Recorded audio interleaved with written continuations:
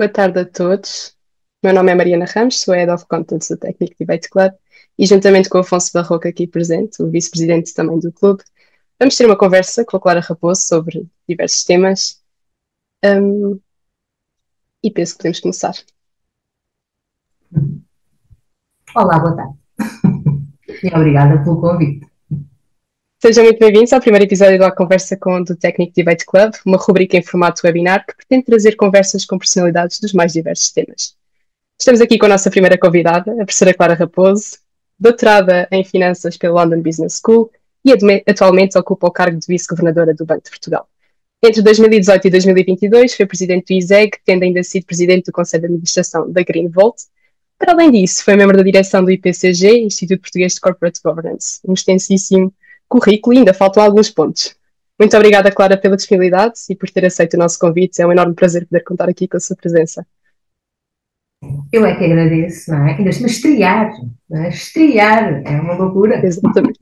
Obrigada, é uma honra, mas com muito gosto ver o que é que aqui estes estudantes do técnico, o que é que pensam da vida, não é? E o que é que, Claro, enfim, de que forma é que eu posso ajudar a tirar dúvidas ou a refletirmos em conjunto, não é? Sobre tanta coisa.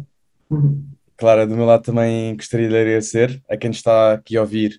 A conversa vai durar um bocadinho à volta de uma hora e depois vamos abrir também um bocado de espaço para perguntas e respostas do público.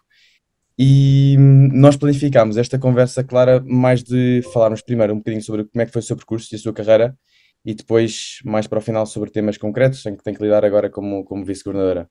E um tema que achei bastante interessante foi o seu percurso na Nova, onde foi melhor aluna, licenciou-se em Economia, e fiquei bastante interessado em saber como é que surgiu a Economia, porque é que foi Hum. para a Economia e, ou seja, presumo que tenha sido pelo seu pai, que foi economista, se não me engano, não é? Mais ou Uh, menos. como é que surgiu essa licenciatura em Economia? Então vamos lá. Então isto é recuar quase à vossa idade. É a minha pré-história, há muitos anos atrás. Vamos lá ver. Isto que eu vou dizer, se calhar não é a coisa politicamente mais correta, não é? Que se isto for visto depois pelos vossos amigos que andam no ISEG e na Nova Economia e no ISCTE, etc., aqueles colegas que são nestas áreas, mas vou só ser mesmo muito sincera, não é?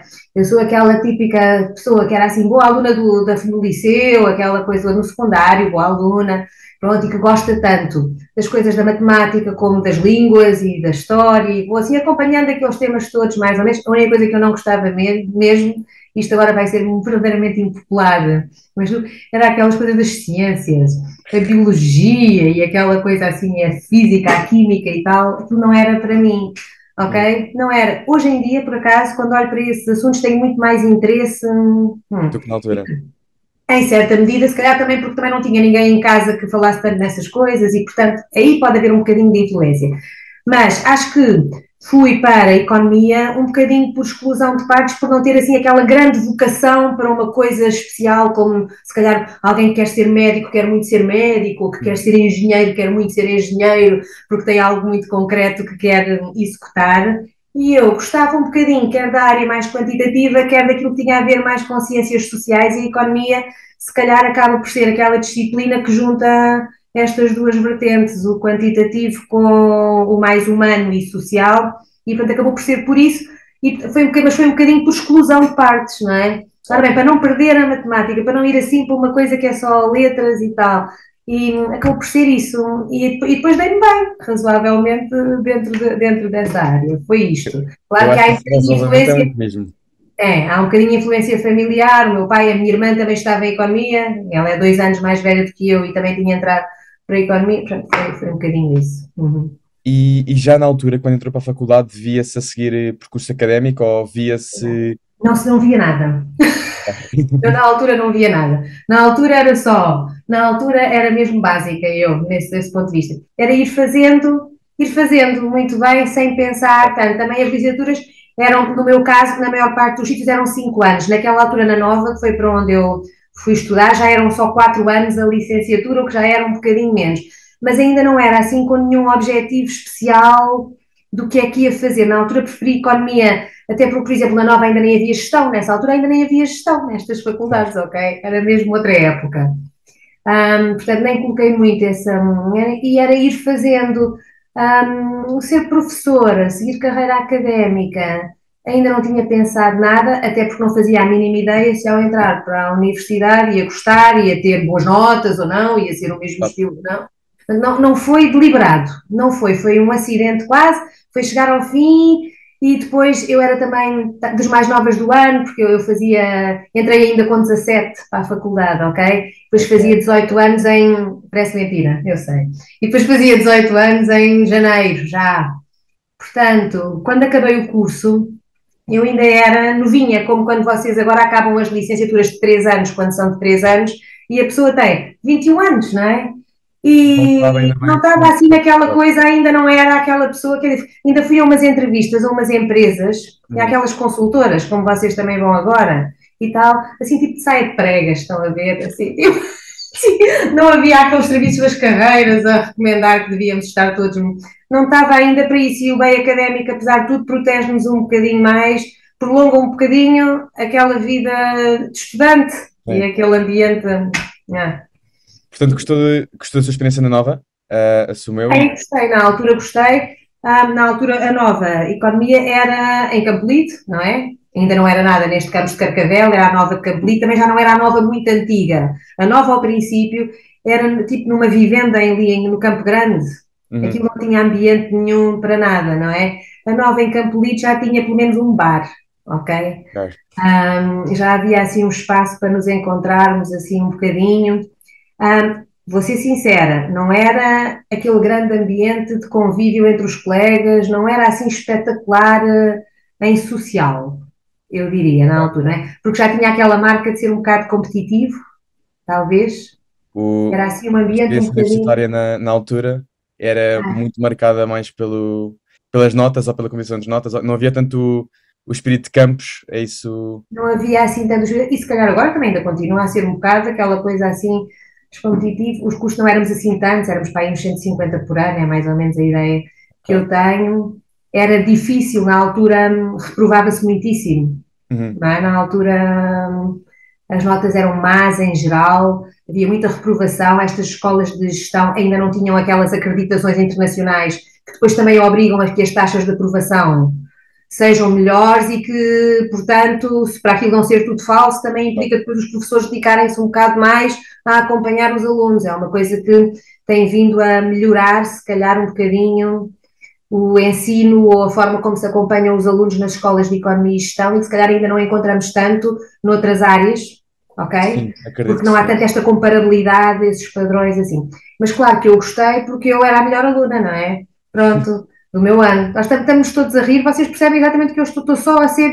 Quer dizer, gostei porque, olha, vou-vos dizer, eu estava assustadíssima porque a minha irmã, que era uma aluna bastante razoável, já tinha feito lá os 2 primeiros anos e aquilo tinha sido um sofrimento o primeiro ano, tudo a chumbar, aquilo era uma desgraça, uma depressão. Ela tinha sido tão boa aluna, ficámos assim todos estupefactos com o que é que se está aqui a passar nesta faculdade.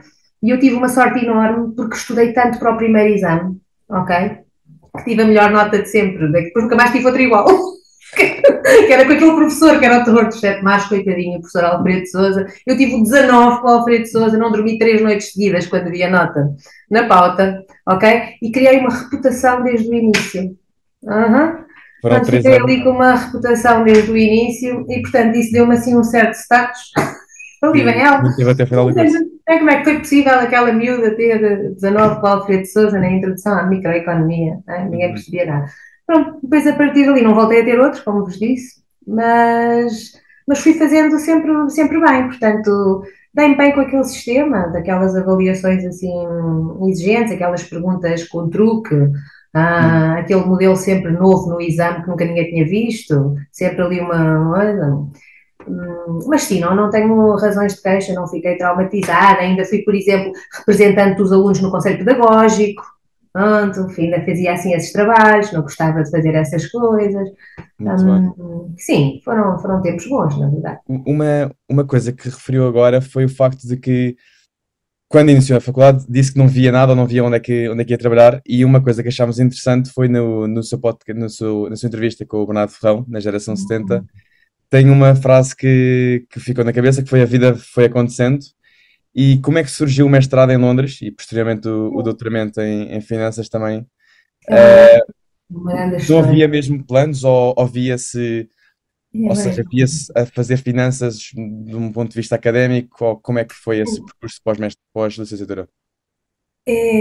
Eu não sou grande exemplo para ninguém, hein, deste ponto de vista, mas foi sempre porque depois a nossa vida de estudante e profissional confunde-se também com a nossa vida pessoal, em vários momentos, Sim, não é? E uma pessoa às vezes também dá umas cabeçadas aqui e ali, não é? Eu tenho dado mais, se calhar, na minha vida pessoal do que propriamente na minha vida de estudante e profissional. E isso às vezes condiciona um pouco as escolhas.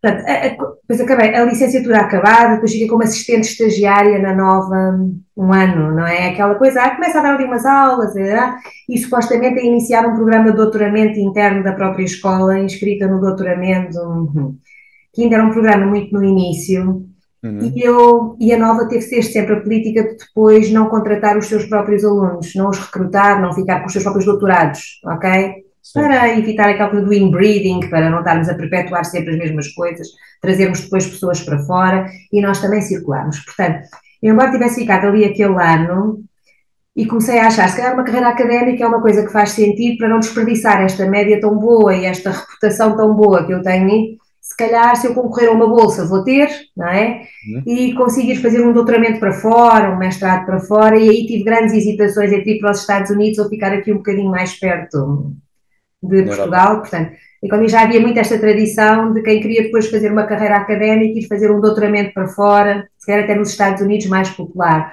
do que Uhum, cá, eu acabei por ir inicialmente, porque também não estava 100% convicta, fazer um mestrado, não me candidatei diretamente para o doutoramento, fui fazer um mestrado para Londres, fiz mestrado em Economia, e fui também com outro colega e tal, assim, umas cenas,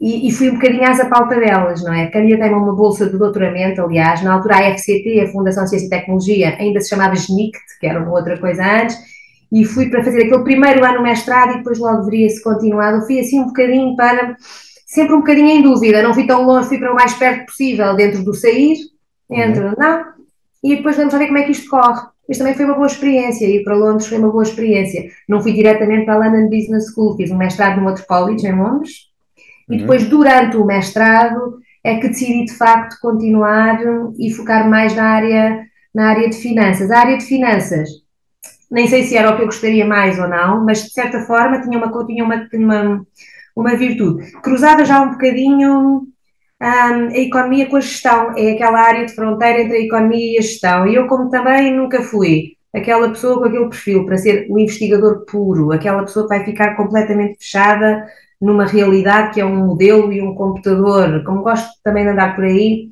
achei que uhum. precisava de uma coisa mais virada também para este lado da gestão, depois também tinha a experiência familiar, trabalhava assim tudo na banca, etc. E, portanto, era-me fácil pensar naqueles temas. E outra coisa, para mim era difícil, eram temas que para mim era difícil acompanhar, ok? E eu isso dentro do que escolhi, quer dizer, nunca fui estudar ou fazer coisas que para mim eram completamente impossíveis de entender, não é? Sim, Conheço as minhas limitações, mas dentro daquilo que eu achei que poderia fazer, tentei sempre ir escolhendo aquilo que era o mais difícil, ok, ok? Aquilo que me era menos fácil, mas que eu conseguiria fazer. Acho que estão-me também a entender. sim. E daí o Ok? doutoramento em Ou finanças. seja, não uma coisa que me deixe completamente deprimida ou incapaz de fazer, etc. Mas tentei sempre ter ali algum grau de dificuldade naquilo que estou a fazer, não é? Porquê? Porque ou é mais, enquanto sou mais nova, que consigo fazer aquelas coisas mais complicadas, não é? Não é mais tarde que depois vou Mais, querer mais fazer tarde isso. fazer essa adesão, Depois, sim. ao longo da vida, nós tornamos assim mais blá blá, nananã. E, portanto, há alturas certas para fazermos o investimento naquilo que requer mais concentração, não é? As matemáticas só vai piorar ao longo da vida em vez de melhorar, a não ser que estejamos muito a insistir permanentemente no desenvolvimento dos modelos, etc. Portanto, foi um Uhum. pouco isso. Portanto, as finanças eram o mais difícil que eu conseguiria fazer numa coisa que estivesse na fronteira da gestão com a economia. Achei que me poderia dar ali uma boa. E quando vai para doutoramento, na London Business School, já tinha uma ideia que queria fazer percurso académico? Nessa Ou, altura, primeiro tinha uma bolsa, ok, para fazer, sim, fazer um doutoramento, percebe? E, e portanto, também é assim, achei que sim, que poderia fazer, e depois achei também que o que é que eu ia fazer, o que é que eu ia trabalhar em quê? Ok? Não tinha assim aquele impulso, vou trabalhar concretamente nesta coisa ou naquela coisa. Ou, por exemplo, quando eu era miúda, a uma altura da minha vida, quando eu era assim bem mais novinha, eu achava que gostava de gerir assim uma coisa, imaginem de quê? Pequenos eletrodomésticos. Coisas assim muito parvas da nossa vida. E aí podia ser, olha, imaginem que o meu sonho era para imaginar, inventar e fazer assim cenas de pequenos eletrodomésticos. Claro que isto foi uma coisa que me passou. Agora depois pensava assim, será que eu quero toda a minha vida trabalhar numa fábrica de coisas de parafusos, ou numa coisa de bolos, ou numa coisa tal? Não tinha assim uma área de interesse tão específica que me permitisse dizer, tenho esta saída para isto. E como as coisas estavam a correr bem, lá está. Quando fiz o mestrado, não é que eu estivesse a amar estar a fazer o mestrado, mas tive outra vez uns exames muito bons lá para os padrões britânicos, ok? E portanto, epá, isto correu tão bem, ainda hoje, ainda este ano recuperei, até me veio cá visitar a Lisboa, o meu professor de finanças do mestrado, que foi quem me convenceu mesmo a ir mesmo fazer o doutoramento, ok? Uma pessoa depois recupera estas coisas. Houve sempre alguém que me deu assim um grande empurrão, tu devias fazer, vai lá fazer isto que vais ver que não te arrependes. Que é. E foi assim foi andando a vida, não é? E o E, doutoramento fui fazer já consciente de que iam ser ali pelo menos 4 anos, não é? De mas, investimento numa coisa assim a sério. Uhum. e depois do doutoramento, ou mesmo no seu percurso, depois começou como professora em Oxford Pois e foi. Tão giro, não é? Quem é, ouve isto parece é o máximo. como é que É, foram esses anos em Oxford? Era a primeira pergunta que eu tinha. é, foi bom, ok? Primeiro, foi bom porque tinha a componente académica, aqui em Oxford funciona um bocadinho de forma diferente das universidades a que nós estamos habituados cá, não é? Porque aquilo, em Oxford, a pessoa, um professor, que é contratado como eu fui Uhum. contratada para a Business School, que era novinha, estão a imaginar o que é Oxford, uma coisa super antiquada em tudo, de repente tem uma Business School, que mais de metade da universidade, há muito mais, achava que não devia haver, que aquilo não era ciência, aquilo não era digno para uma Sim, verdadeira universidade ter áreas de business. Isso não é ciência, ok? Não é conhecimento. sim. E, portanto, fui aí para uma coisa um bocado polémica. Havia este desafio de ir marcar, não é? Fui dos primeiros professores de finanças a irem para a Business School. Mas depois, para além de pertencermos à faculdade, por exemplo, ao técnico ou ao ISEG, era como eu ser professora do ISEG e depois também aos professores do técnico. Mas depois, além disto, nós pertencemos também aos colleges, aquilo tem um sistema de colleges, de colégios, e, Uhum. portanto, nos colégios temos professores dos vários sítios. Ou seja, eu era a professora de finanças da Business School e era a fellow de gestão do Teddy Hall, que era o meu colégio, o meu college, onde tinha o meu colega de engenharia, a minha colega de engenharia, o meu colega de medicina, o meu colega de filosofia, o meu colega das áreas todas, para nós termos assim pessoas mais arejadas. E os estudantes também estão alocados aos colleges, portanto, até vos digo que foi uma experiência muito interessante, porque ajudou-me bastante a alargar horizontes, Sim. ok? Não estava só Olhar na para... bolha de finanças, ou seja, como compartilhava college com pessoas de outros departamentos, tinha também uma multidisciplinaridade à sua volta muito maior do que no doutoramento. Completamente, completamente. Que depois, mais tarde, quando voltei para o sistema mais normal, quando voltei depois para Portugal, que até fui para o ISCTE primeiro, tudo bem, gostei imenso, fui muito bem integrada e tal, mas senti sempre um bocadinho a falta daquelas conversas completamente loucas à hora do almoço e a Com seguir ao biólogos, com jantar, médicos, em que eu chego lá a calcular o valor do projeto, não sei o quê e tal, tal, tal, e o meu colega ao lado está, o meu colega de filosofia, com o seu casaco, com as suas mangas todas rotas e todo ele completamente, aquele, todo assim, todo, me está a discutir, meu Deus, o novo ensaio que está a escrever sobre a essência da não essência, ou assim,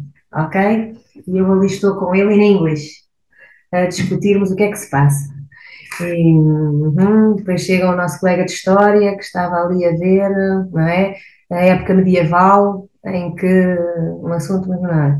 Depois chega o de literatura, que estava a estudar os novos romances da J.K. Rowling do Harry Potter.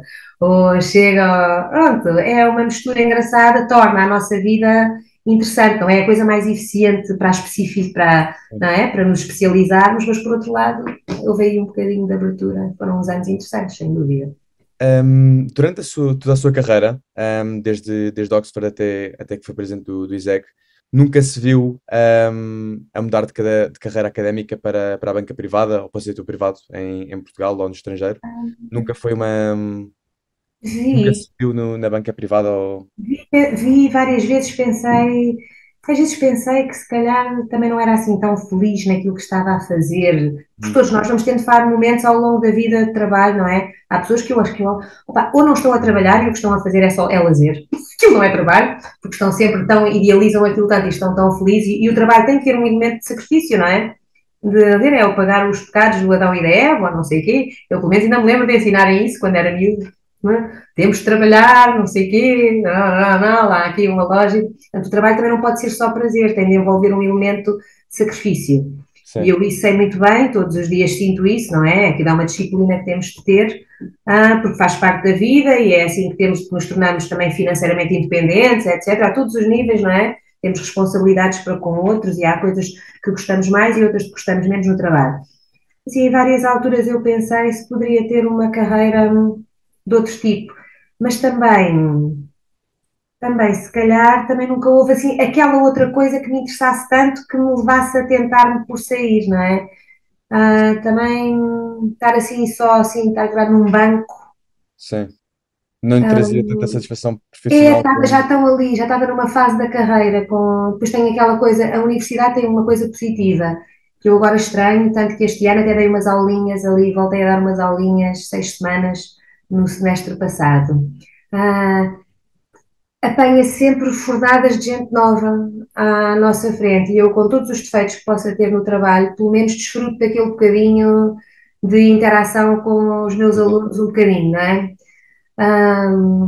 Mas, por exemplo, amanhã vem cá ao Banco de Portugal uma destas turmas, que nós temos visitas para estudantes de qualquer sítio, ok? Temos visitas ao nosso Museu do Dinheiro, temos uma lista de temas que se pode escolher para termos os nossos especialistas a falarem, faz-se aqui uma coisa engraçada. Amanhã tem cá até um grupo desses alunos que vêm cá numa dessas visitas. É uma coisa que nos mantém a par da realidade e de Vivo. uma geração um bocadinho diferente.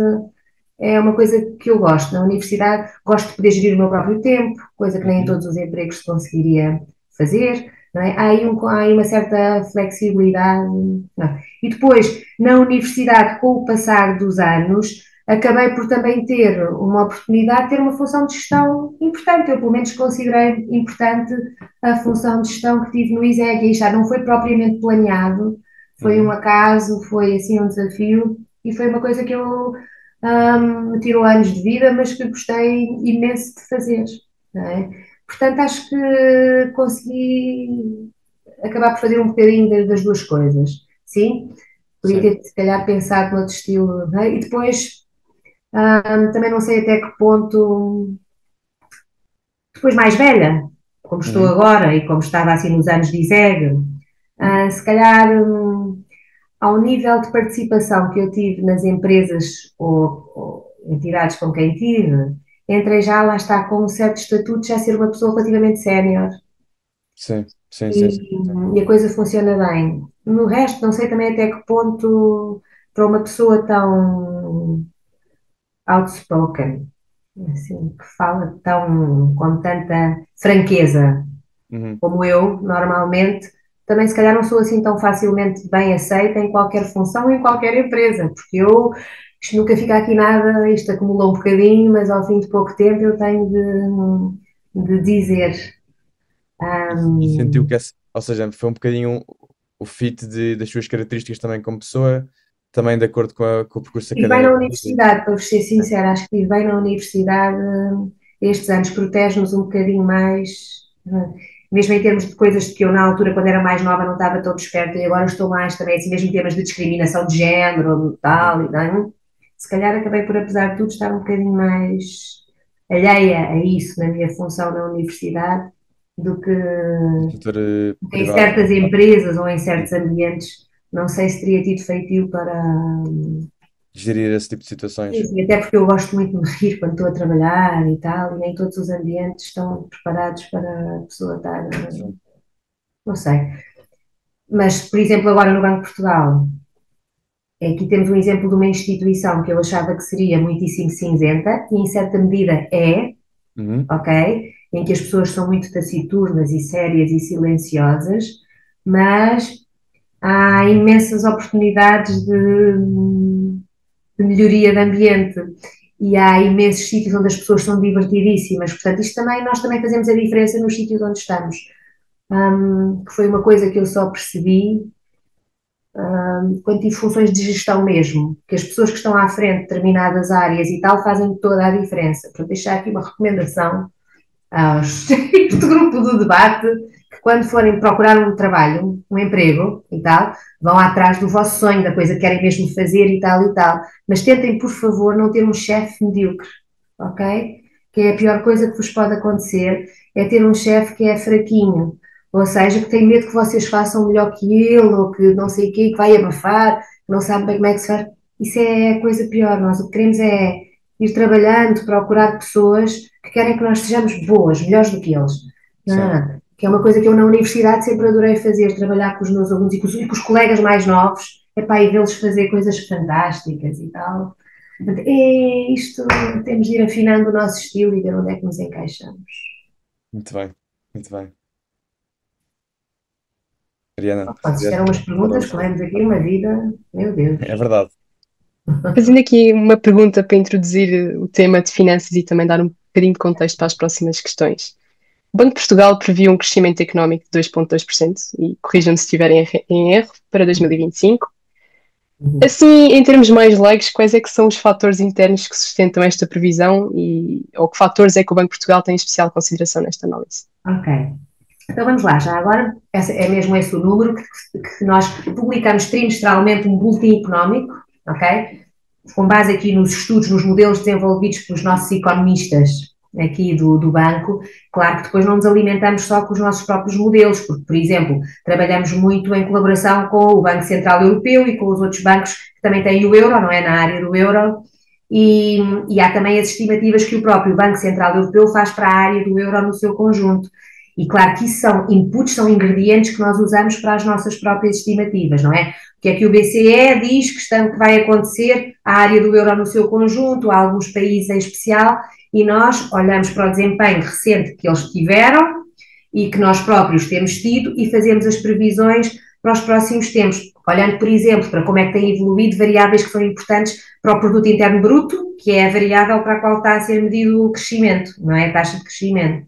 E nós olhamos para o consumo quer das pessoas, consumo privado, das famílias, não é? E como é que achamos que este consumo vai evoluir, e para isso vemos, por exemplo, como é que o rendimento das famílias tem evoluído. Rendimento disponível das famílias, não só as taxas de aumento dos salários, se têm compensado a inflação, porque sabemos em termos reais quanto é que têm subido os salários, como, por exemplo, estas medidas também têm alterado o IRS para as famílias, que impacto é que isto tem no rendimento disponível das famílias.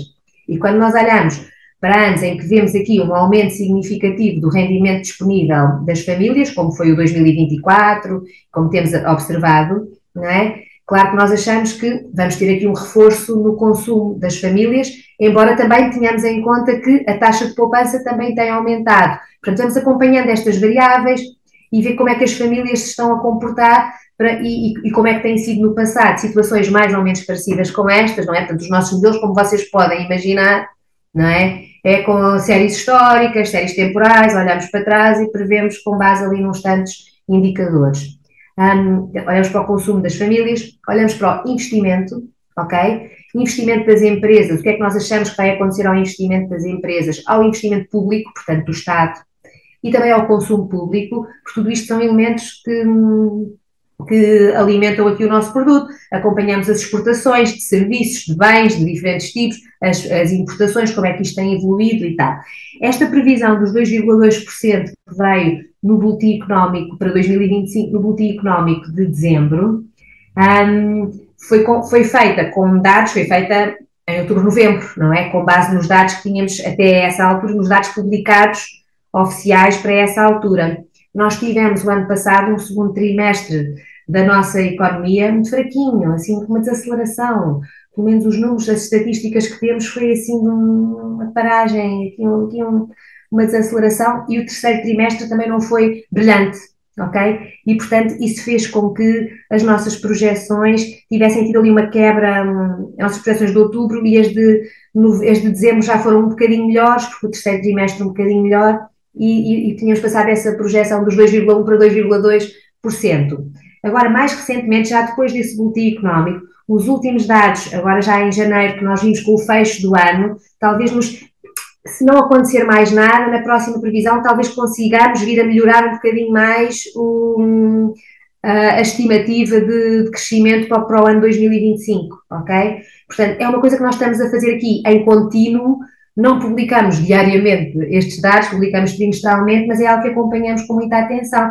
Por exemplo, todas as segundas-feiras no Banco de Portugal começamos a semana com uma reunião interdepartamental em que temos vários departamentos que nos apresentam as novidades da semana de conjuntura. O que é que se passou na semana passada? Que novos números da economia é que temos? Temos o Departamento de Estudos Económicos, o Departamento de Mercados, diz-nos o que é que se está a passar nos mercados, etc. E para nós irmos acompanhando com cuidado todos os desenvolvimentos, as questões geopolíticas, etc. Como é que nós achamos que isto vai dar, não é? Ainda hoje, por exemplo, discutimos o tema da incerteza, como é que a incerteza pode estar sempre a aumentar, quer dizer, há um limite para o aumento contínuo da incerteza, temos de começar a olhar para as questões de outra forma, não é? Nós olhamos para as notícias e é sempre estar cada vez mais incerteza.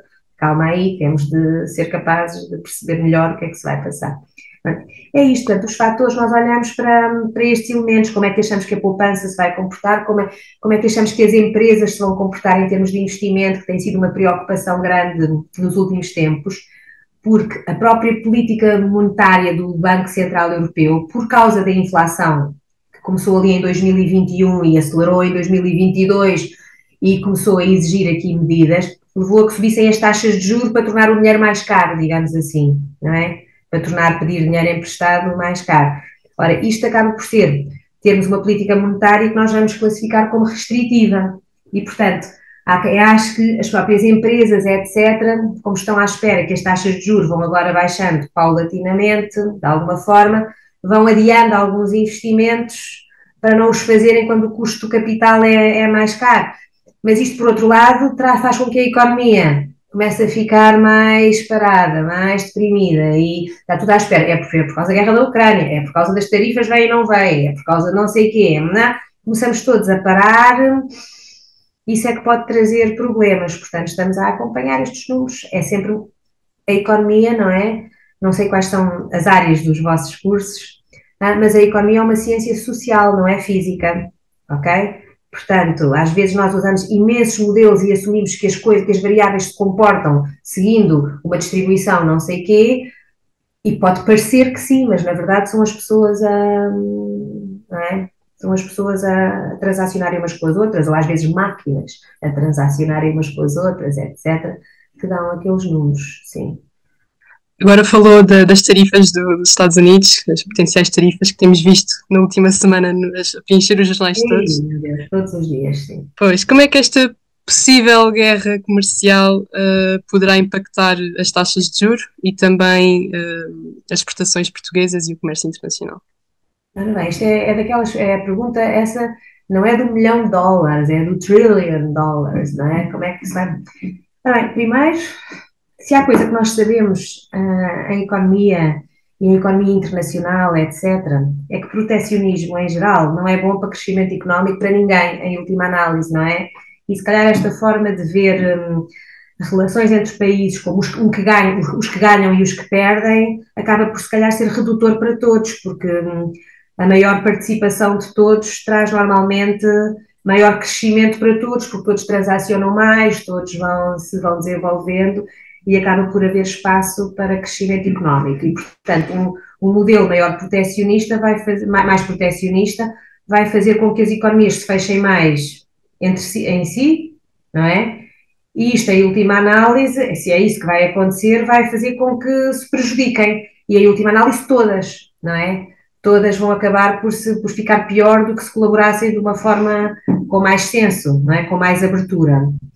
E, enfim, o que é que vai acontecer com as tarifas? Não sabemos exatamente, ainda este fim de semana tivemos aqui umas hesitações do Donald Trump com as tarifas, não foi para a Colômbia e da Colômbia para... Não, depois também há a resposta, não é? Impõe-se uma tarifa para um lado e depois também vem a tarifa ao contrário. E uma coisa que o Sr. Trump, e que se calhar ainda não percebeu bem, os americanos também não, mas vão perceber rapidamente, é que as tarifas vão ter reflexo nos preços para os consumidores americanos também, não é? Porque se põe tarifas para fora, os produtos não entram, ou se entram, entram muito mais caros, e se foi preciso pôr em tarifas, não é? No fundo é porque são fracos. Quem põe tarifas é porque não está capaz de competir com o que vem de fora. É um sinal de fraqueza. E eu acho que isto também é uma mensagem que se calhar se podia passar naquelas redes sociais. Great, esta greatness mete-se com fraqueza, não é? Com medidas que demonstram preciso de fazer isto porque senão parece que não sou competitivo. Eu preciso de fazer isto porque senão não consigo suportar tal. E então é aqui questionável. Portanto, vamos ver o que é que acontece. Não sei o que é que vai acontecer, não é? Pode ser que aconteça, como no Brexit, por exemplo, em que houve também uma certa vontade de certa forma, aumentar barreiras do UK para a Europa, para a União Europeia, e o que temos visto até agora é o próprio UK sofrer mais essas consequências do que propriamente a própria União Europeia, não é? E claro que estamos a falar de dimensões diferentes, mas a Europa muitas vezes, quando comunica mesmo para si mesma, não é? Nós costumamos comunicar muita fragilidade europeia, nós costumamos comunicar muitíssimo as nossas deficiências, as nossas falhas, a nossa falta de competitividade, de produtividade, e disto e daquilo e tal, e tal e tal, mas também não somos assim tão piores em tudo. E temos uma qualidade de vida em geral melhor e não somos capazes de convencer os nossos cidadãos de que isto é verdade, não é?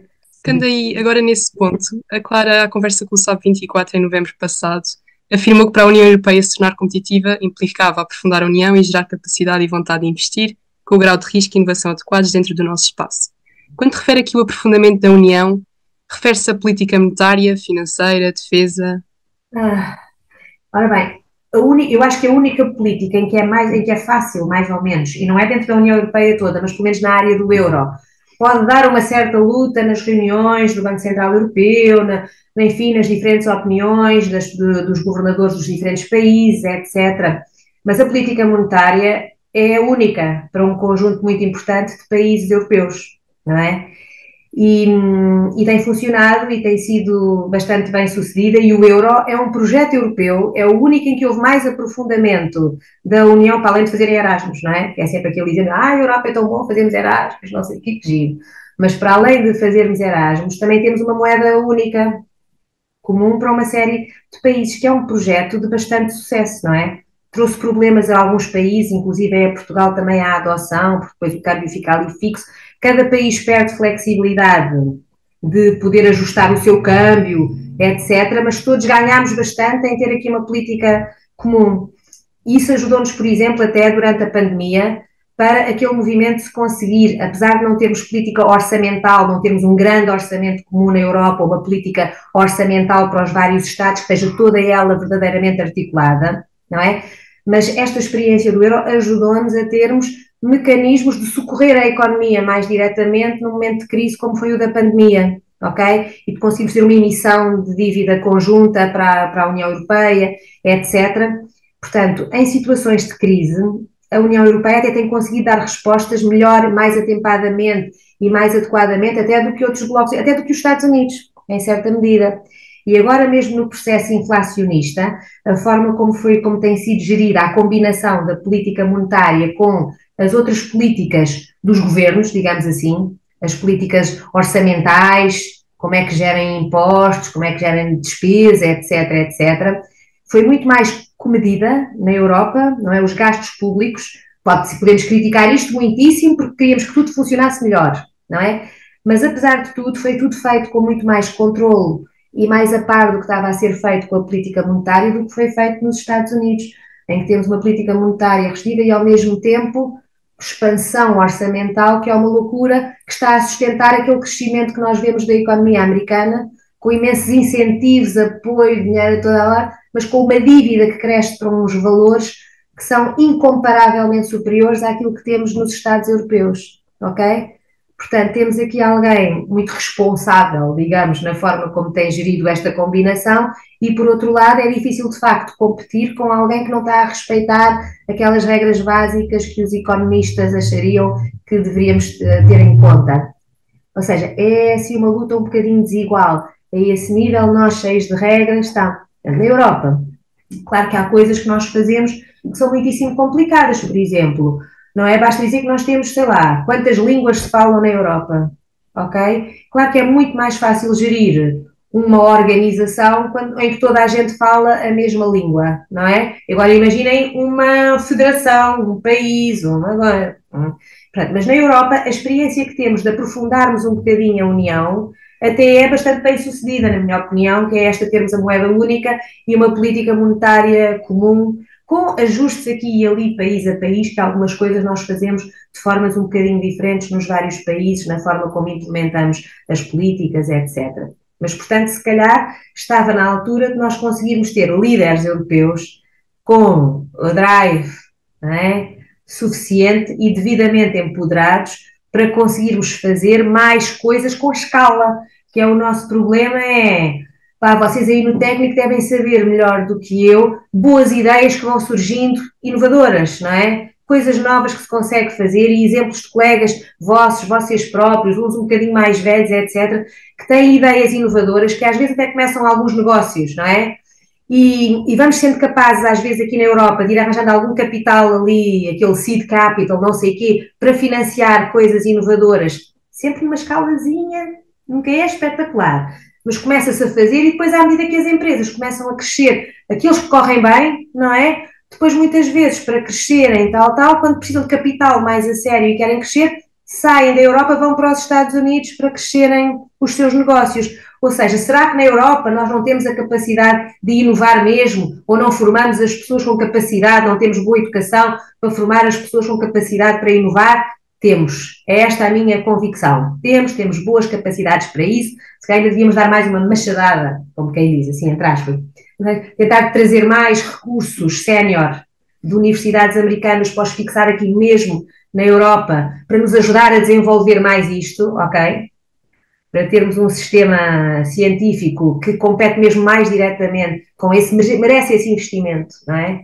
Trazermos aqui alguma dessa experiência para o nosso centro. E depois temos de arranjar aqui uma forma desse capítulo, quando as empresas começam a crescer, não saírem da Europa e o capital fluir na Europa, em vez de a determinada altura, sai e vai financiar investimentos que depois deixam de contar para as nossas contas e contam noutro sítio. Aqui tem de haver alguma forma de atacarmos o problema, não é?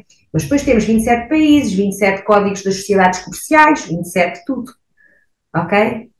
É difícil, e para além dos países, depois cada país tem, e isso é muito compreensível, os seus partidos, os seus governos, as suas opiniões, a todos os níveis, depois vai-se para se tomar uma decisão, é de facto muito lento conseguir tomar uma decisão em que na Comissão Europeia tudo se reúne, em que o Conselho Europeu tudo tem de acordar, o Parlamento Europeu tudo tem de votar, etc.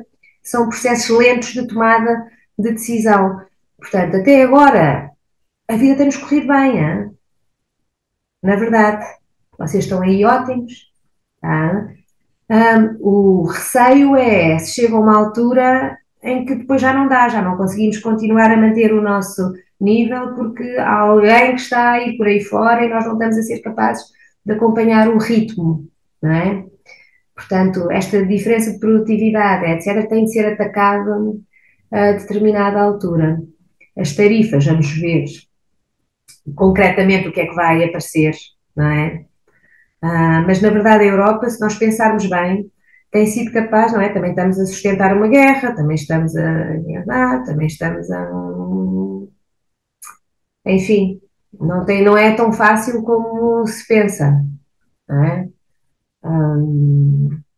Mas eu acho que temos de arranjar aqui uma forma de sermos capazes de investir com algum risco, em projetos com algum risco, não é?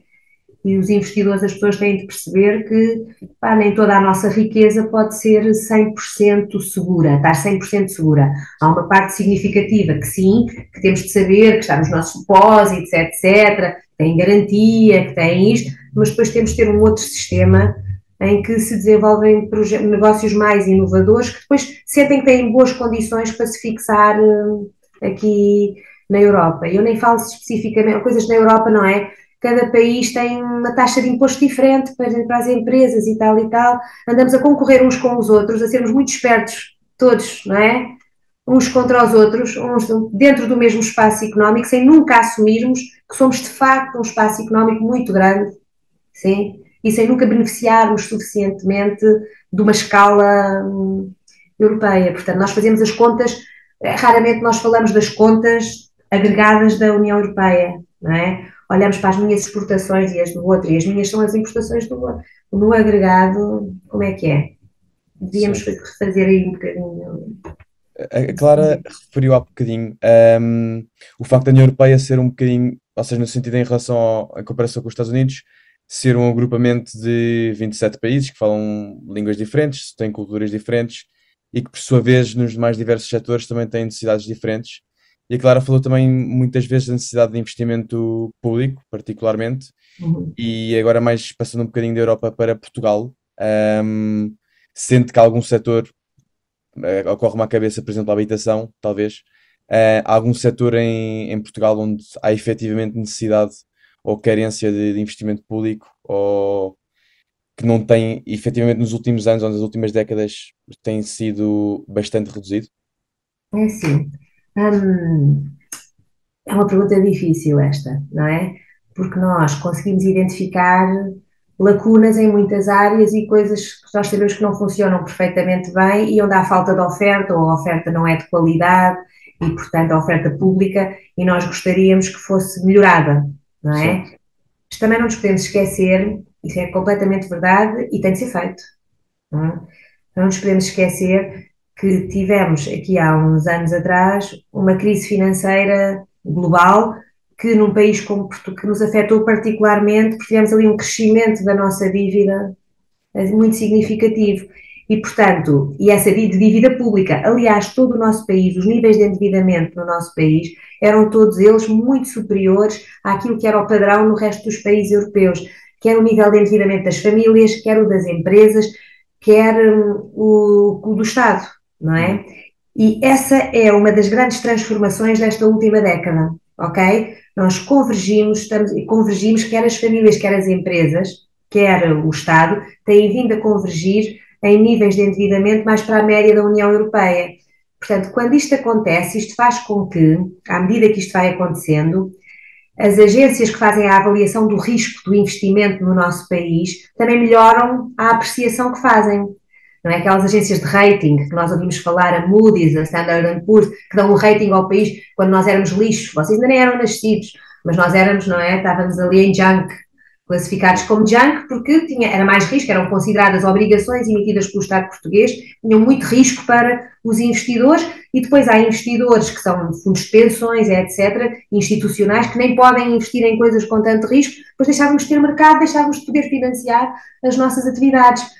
São momentos de crise muito significativos, daí termos precisado de pedir ajuda da Troika, etc., para nos virem financiar no momento em que o mercado não era capaz de nos financiar, não havia mercado, não havia uma taxa razoável para nos financiarmos. Portanto, ainda estamos a recuperar dessa, mas estamos melhor.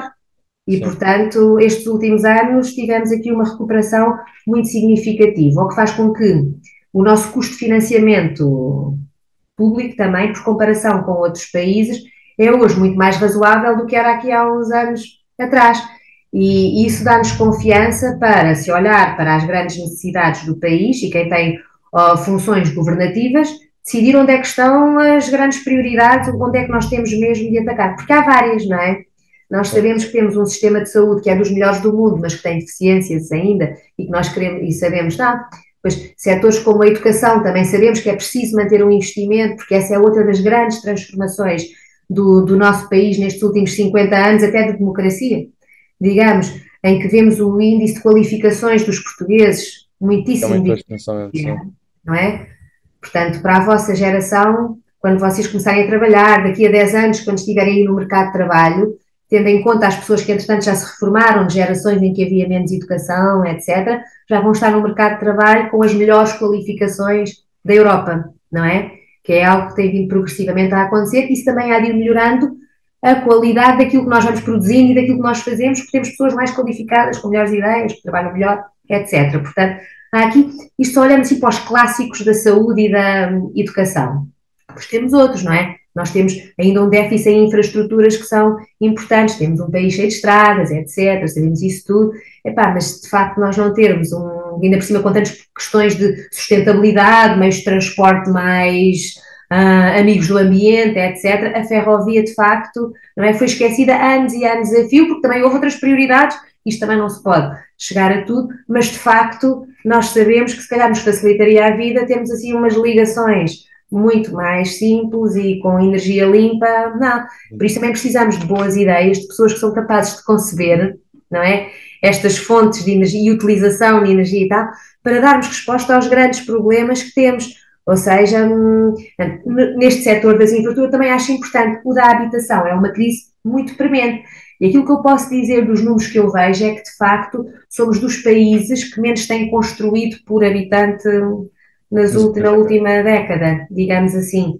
E, portanto, aí há um déficit, há outros efeitos, que é também, isto é a minha, não é propriamente, agora não é estudo do Banco de Portugal, é o meu take de vários estudos que vou acompanhando, não é? Que é, temos população que vive mais anos, não é?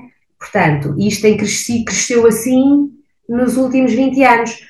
Portanto, há aquelas pessoas que são mais velhas e continuam. Há mais pessoas mais velhas a ocupar casas do que havia há uns anos atrás, e isto se calhar também não foi devidamente pensado em quem olhou para o planeamento das casas. Depois, até tivemos aqui um decréscimo de população portuguesa, agora com os novos imigrantes, isso já está invertido, não é?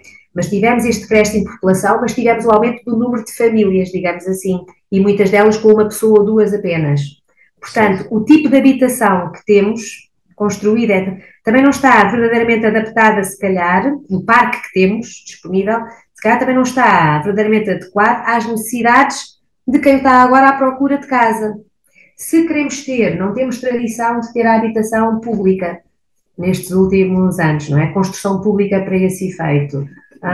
É uma possibilidade. Porquê? Porque temos simultaneamente falta de habitação para as nossas pessoas que cá vivem e que são de cá originalmente, e temos muita procura de habitação também por estrangeiros que vêm viver para Portugal, à distância e tal. E depois quem constrói no mercado, não é? Escolhe o que é que quer fazer, que casas são mais rentáveis, e também não há escassez de construtoras para tanta coisa que aí aparece a amargura, e quem decide, as empresas escolhem aquilo que lhes interessa mais, não escolhem aquilo que é melhor para a sociedade.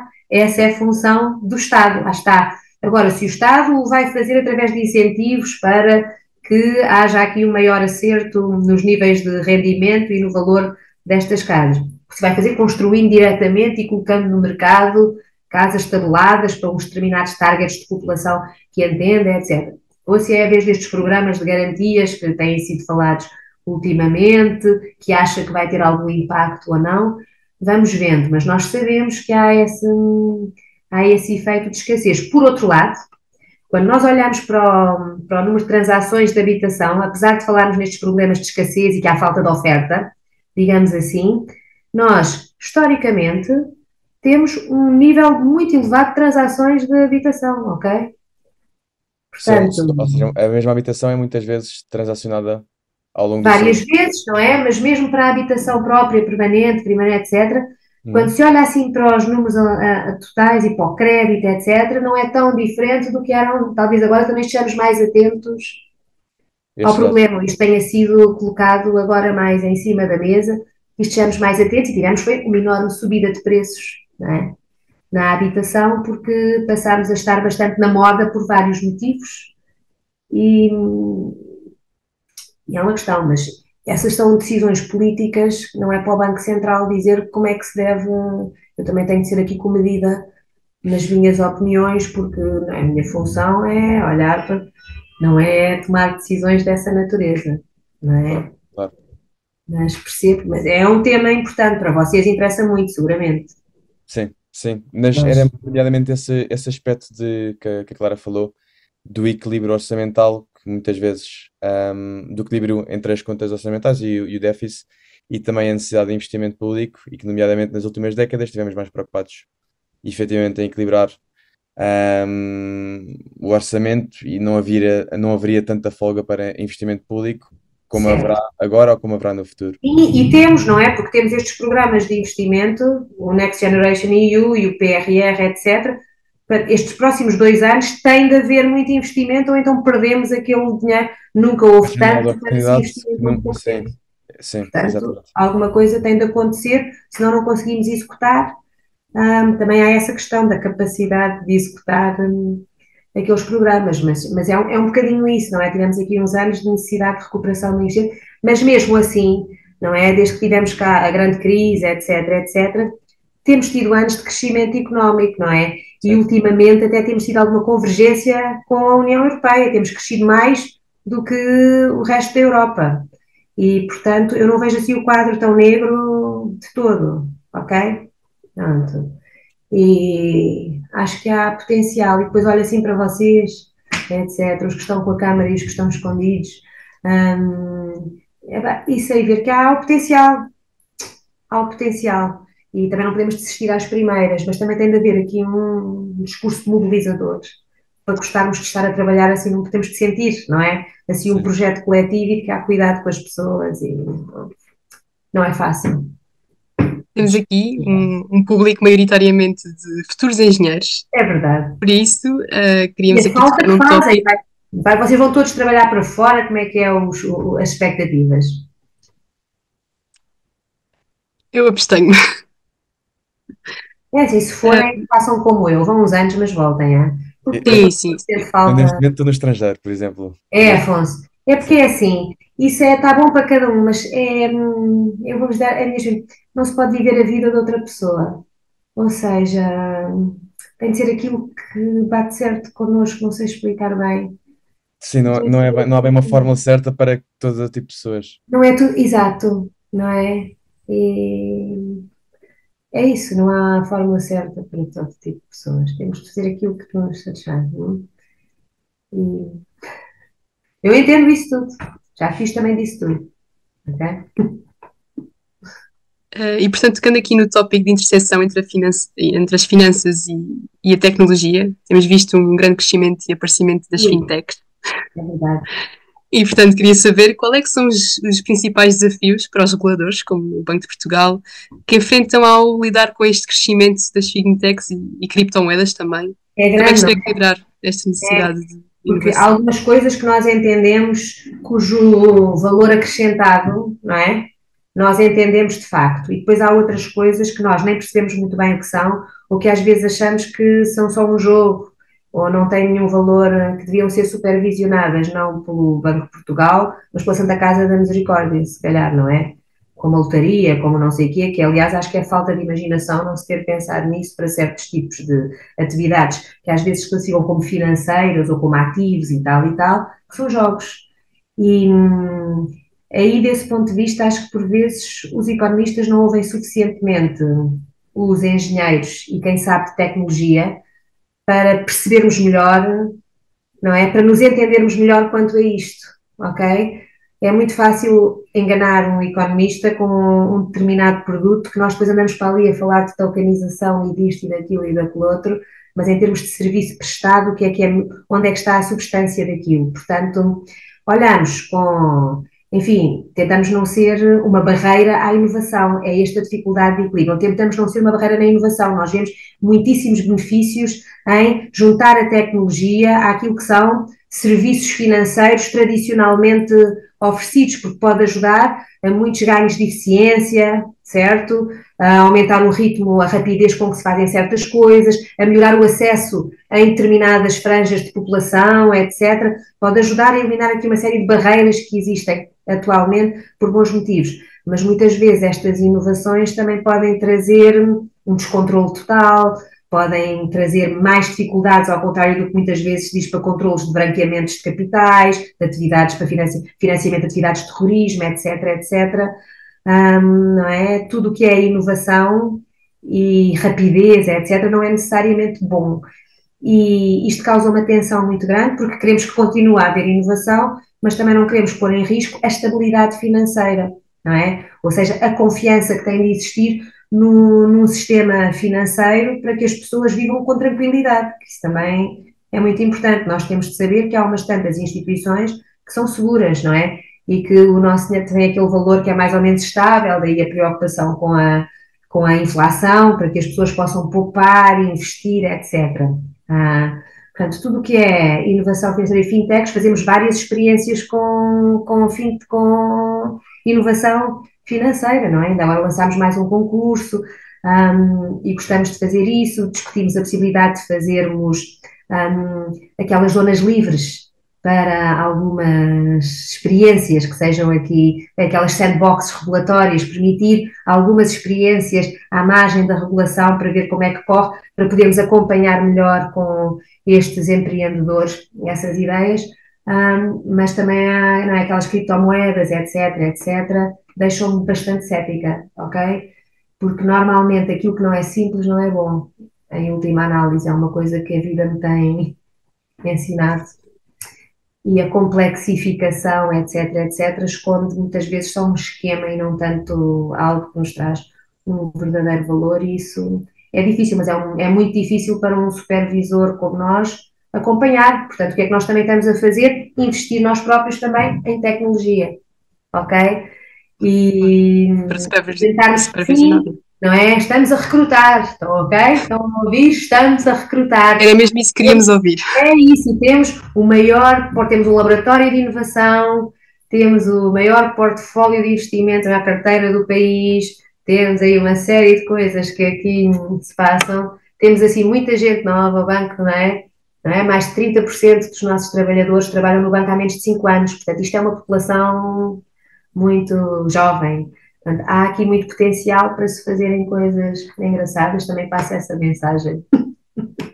Passa esta mensagem aqui ao grupo de debate, ao clube de debate, que me parece positiva, não é? Há coisas que se vão fazendo cá. Exato. Agora, falando de sustentabilidade financeira, como é que se pode equilibrar as necessidades de retorno financeiro também com a urgência de combater as alterações climáticas? Porque a verdade é que temos países como a China e os Estados Unidos que estão a emitir muito mais CO2 do que a União Europeia, mas ao mesmo tempo parece que a União Europeia está um bocadinho mais preocupada com isso. E como é que fazer este balanceamento? Pois é outra daquelas perguntas, não é? Estamos a bater nas teclas certas todas. É difícil viver-se neste mundo, não é? Em que há quem finja que não se passa nada, que está tudo bem, que não há aquecimento global, que isto não é problema, não é? E agora temos nos Estados Unidos, estamos aqui a levar uma dose, foram logo as primeiras medidas, das primeiras medidas, logo no primeiro dia, assinou, o próprio, nem foi o governo, foi a própria Reserva Federal, o Banco Central dos Estados Unidos, assinou a saída da network dos bancos centrais para o greening do sistema financeiro, ok? Foi logo a primeira, recebi logo aqui a mensagenzinha, nós saímos porque isto não é a nossa missão dos bancos centrais, contribuirmos para isto, ok? Obrigada, gostamos muito, mas não estamos nessa. Portanto, é difícil estarmos a fazer um esforço muito grande na Europa por acharmos que é a coisa certa, não é? E depois, para funcionar, não basta sermos nós, tem de ser todos. Isto o que apetece é, então estamos nós a fazer isto, com mais custos de uma série de coisas, para estarmos cheios de standards, não é? Para depois concorrermos com estes fulanos que fazem tudo com muito menos qualidade a vários níveis, não é? E depois nos passam à frente porque fazem mais barato, são mais eficientes e nós estamos aqui cheios de mariquices e de requisitos e tal e tal. Isto é, e depois é muito depois dos consumidores, as pessoas preocupam-se muito com isso, mas depois quando se chega ao preço, o consumidor acaba por muitas vezes alinhar pelo projeto, não é? Portanto, a Europa tem de ver muito bem o que vai fazer. A mim, quer dizer, parece-me desastroso abandonar esta ideia de tornar a economia mais eficiente do ponto de vista energético e mais amiga do ambiente, não é? Porque isto são coisas que para vocês que são engenheiros deve fazer ainda mais sentido do que para mim, à partida, a reutilização dos materiais, não é? O não estragar, o sermos capazes, o desenvolvermos novas tecnologias que nos permitem minimizar o consumo de energia ou encontrar novas fontes, fazer novas coisas que sejam, não, isto parece-me bastante evidente que há um benefício, mas lá está, exige investimento, não é? Eu acho que a Europa não vai desistir disto assim facilmente, a não ser que também tenhamos aqui um caos político na Europa, que é uma possibilidade, não é que acontece. Mas acho que não se vai abandonar, até porque tudo aquilo, quando as pessoas se queixam, e as empresas e os bancos e tudo se queixa, do imenso investimento que vai ter esta transformação energética, não é? A transição climática para as empresas, para tudo e tal, tudo o que é custo também é investimento. E também é custo para alguém recebeu, quando alguém paga um custo, alguém recebe esse montante. Portanto, acho que quanto mais cedo o fizermos, não é? Como, por exemplo, em Portugal temos um bom exemplo das energias renováveis, desse investimento que foi feito aqui há uns anos atrás. Vocês eram bebés ou ainda não tinham nascido quando isso começou. Eu ainda estava em Oxford, não estava a acompanhar tanto, mas lembro muito bem que na altura era uma má imprensa por se estar a fazer investimentos em renováveis, porque era caríssimo, eram fontes de energia caríssimas, nunca íamos ser capazes de recuperar aqueles investimentos, etc, etc, etc. Mas no fundo havia lá uma ideia que era uma coisa limpa e que era uma coisa certa desse ponto de vista, era um investimento que íamos fazer porque era uma coisa boa para o ambiente, para a continuidade da vida na Terra, etc. E hoje, quando vamos olhar para os custos, não é? É a fonte de energia mais barata que conseguimos ter durante toda esta crise inflacionista e com a Ucrânia, etc, etc, e a Rússia, tal. Portanto, há coisas que são tão certas que uns anos mais tarde nós acabamos por ver o benefício. E é isso que temos de usar estes bons exemplos de tecnologias que de facto melhoram a qualidade de vida de todos a partir de determinada altura, que têm uma fase inicial de desenvolvimento em que são de facto mais caros, porque ainda estamos a aperfeiçoar muita coisa, mas que uns anos mais tarde isto compensa e temos de ser capazes de mostrar isto e de ser capazes de fazer esses investimentos. E a Europa aí não está tão atrasada como noutras áreas, pelo contrário, há ainda aqui algumas partes desta cadeia de valor das energias renováveis em que conseguimos ter algum contributo positivo. Portanto, tem de ser, senão o que é que vamos fazer? Entregar os pontos permanentemente, não é? E agora a Comissão Europeia, etc., o Conselho Europeu, também estão a discutir isto. Que tipo de apoios poderão ser necessários ou investimentos em certas indústrias para que isto funcione, não é? Para que se consiga criar aqui a massa crítica para isso. E com a escala, e depois para além disto, é termos escala interna também para isto funcionar bem. É difícil, mas também é bom que seja, não é? Há um desafio, não é? Tem a vossa vida toda para resolverem esses problemas. Acho que sim. Pronto, com isto já são 6h10, portanto, se calhar começamos a nossa sessão de Já me perguntas e ligou o governador e respostas. tudo. O quê? Já me ligou o senhor governador e tudo. Então é assim a vida. Vou seguir. Para a sessão de perguntas e respostas, queria só deixar claro que pedimos que quem tiver uma pergunta coloque a mão no ar aqui no Zoom, no íconezinho, e nós vamos chamando por ordem o nome de cada pessoa e a pessoa faz então a pergunta. Está tudo envergonhado. Mas não estejam. Eu estou a ver ali o Joel, mesmo com cara de quem tem uma pergunta. Mas se calhar, Clara, começo eu a fazer aqui uma o pergunta. Afonso, para desbloquear. Porque há bocado fiquei um bocadinho curioso com a questão também do. Quando falou da habitação e quando falou precisamente do crédito, uma questão que é muito falada em relação às prestações do crédito da habitação, quando está indexada às taxas de juros, muitas pessoas se queixam que, obviamente, depois quando as taxas de juros aumentam, as prestações também vão aumentar. Eu acho que o Banco de Portugal lançou na última década uma recomendação macroprudencial em relação ao assunto. Como é que é possível fazer esta ligação de informação financeira ou transmitir esta informação que muitas vezes os cidadãos não têm noção ou não estão tão presentes ou não estão tão por cima do assunto, de forma mais clara ou de forma mais eficaz? Pois, porque de facto, quando nós vamos pedir um empréstimo, neste caso a habitação, não é? Há uma taxa de juro associada àquele empréstimo. E em Portugal a tradição era, até muito recentemente, ainda é mais ou menos, a taxa de juro ser variável. Não é? Fica indexada a uma taxa dada, a Euribor, a taxas no mercado. E, portanto, consoante, e a pessoa contrata o empréstimo, naquele momento em que faz o contrato, tem uma determinada taxa de juros, lá no banco dizem, vai ficar a pagar isto. Isto era antes da recomendação macroprudencial do Banco de Portugal. Olha, a taxa de juros está esta, está agora, vai ficar a pagar isto. E depois os bancos são supostos a informar o cliente bancário que vai obter o empréstimo, não é? São supostos a informar as pessoas, olha, mas depois a taxa vai, ao longo dos anos, vai variar e tal, e tal, e tal. Não esquecer que nós vimos de uma temporada, antes da inflação, com taxas de juros muito baixinhas. E, portanto, contrair um empréstimo a taxa de juros variável, quando a taxa é tipo zero ou muito próximo disso, é ótimo, não é? E o Banco de Portugal teve consciência disto, que as pessoas estavam ali e o banco diz, depois pode subir, tem a obrigação de dizer, mas também não estamos lá a assistir à conversa do banco com a pessoa. Essa recomendação que foi feita foi no sentido de obrigar o banco a fazer essa conversa com as pessoas. Ou seja, quando vocês forem lá pedir um empréstimo, podem fazer tipo cliente mistério, vão ao banco fingir que querem um empréstimo para a habitação. E vão ver que se no banco não vos vão simular uma série de coisas, não é?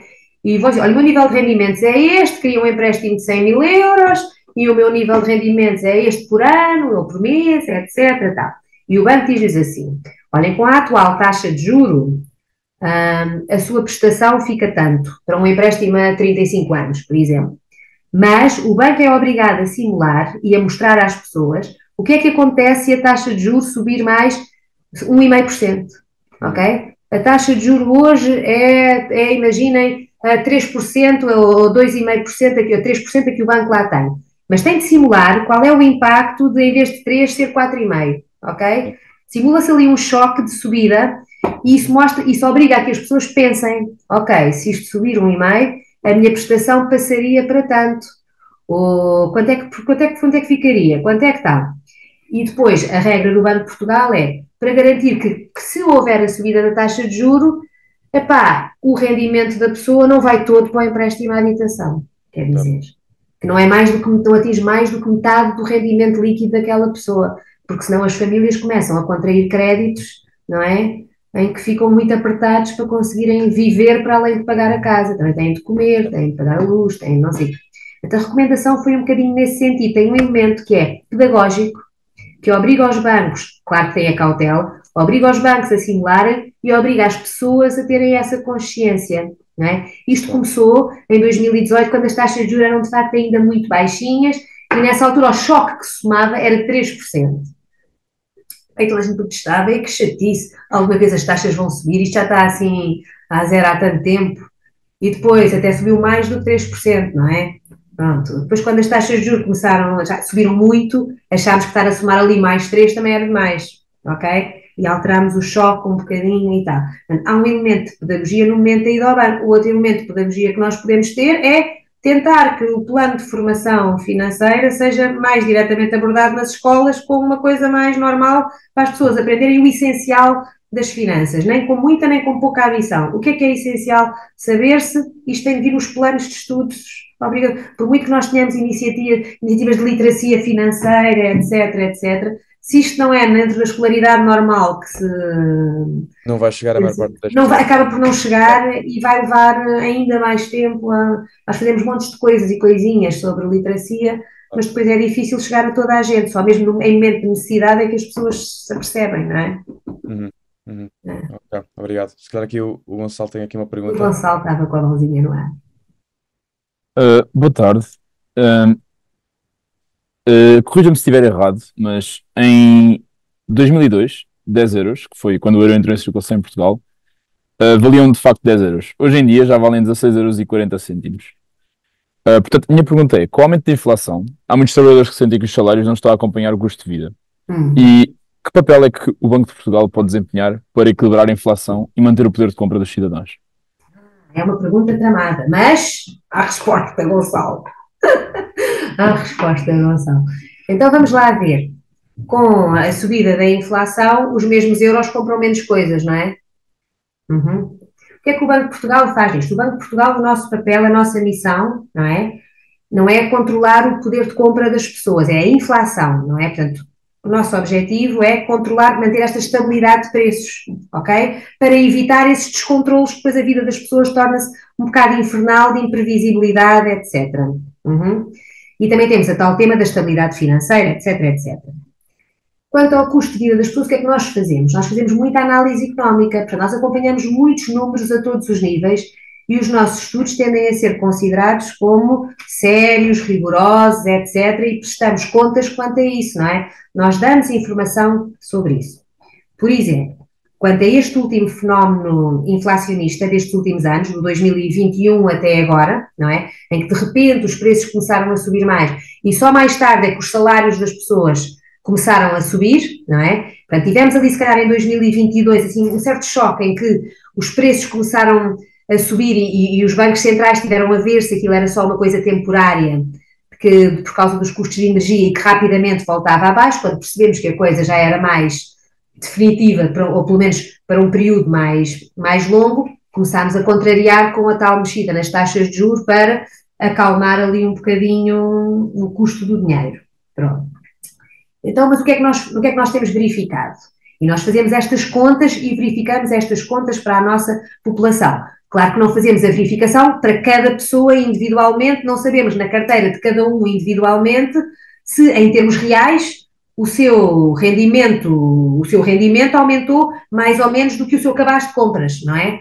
Porque as pessoas não conseguimos fazer a conta para cada um, mas conseguimos fazer para o conjunto da economia, ok? E conseguimos fazer isto para a nossa população, dividindo a população por níveis de rendimento. Normalmente fazemos por quintis de rendimento, os 20% com rendimento mais baixo, os 20% com rendimento a seguir, ou para níveis de rendimento, ok? O que é que nós verificámos neste último fenómeno inflacionista? Transversalmente. Não quer dizer que não haja uma pessoa ou outra que tenha tido um azar e que tenha tido não.